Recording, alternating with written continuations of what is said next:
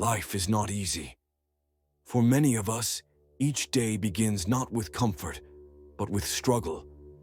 We wake up in small homes, with bills waiting to be paid, with food that may not be enough for everyone at the table.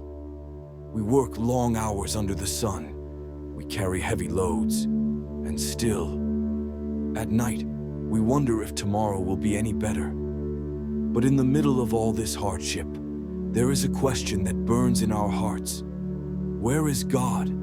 If He is real, why is life so difficult? Why does temptation stand at every corner, offering quick relief, but leading only to more emptiness? The truth is this: God has never left us.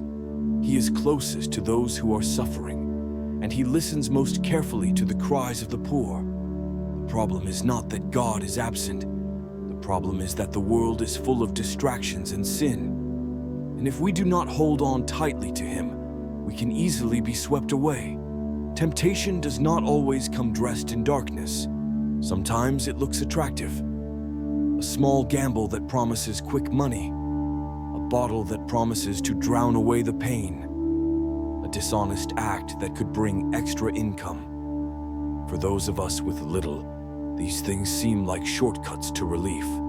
But deep inside, we know they lead to deeper chains. Sin is like a fire.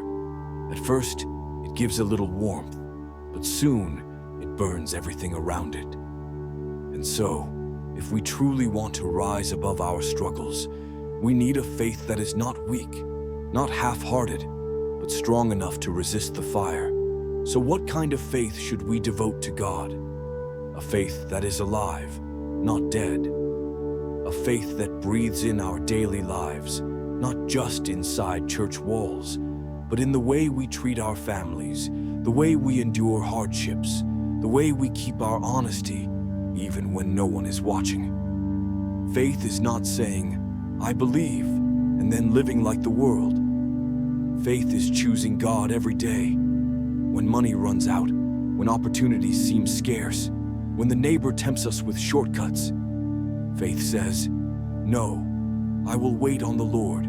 I will trust His timing. I will not exchange my soul for temporary gain." This is the kind of faith that protects us from evil, not because our problems disappear, but because our hearts remain anchored.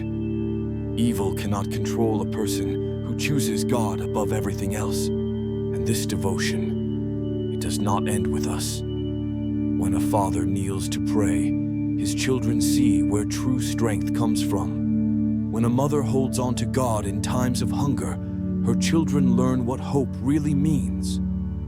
Our devotion is like a seed.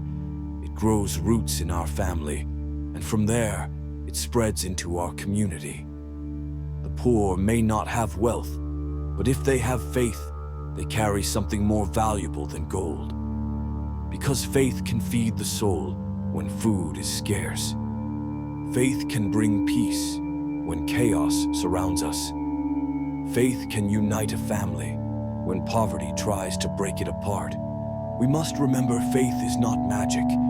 It does not mean our roof will never leak or that sickness will never come. But faith is a shelter for the soul.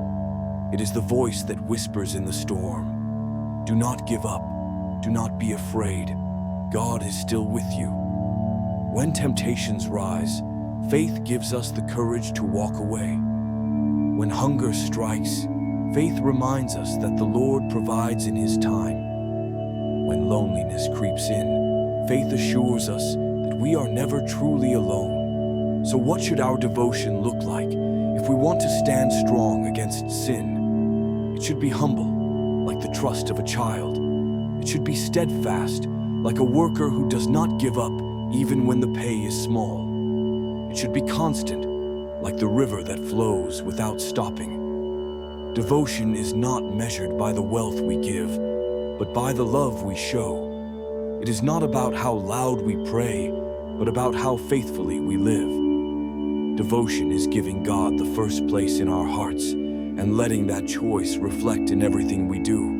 This world will always have sins. Temptations will never disappear. But when we anchor ourselves to God, We carry a protection that no evil can break.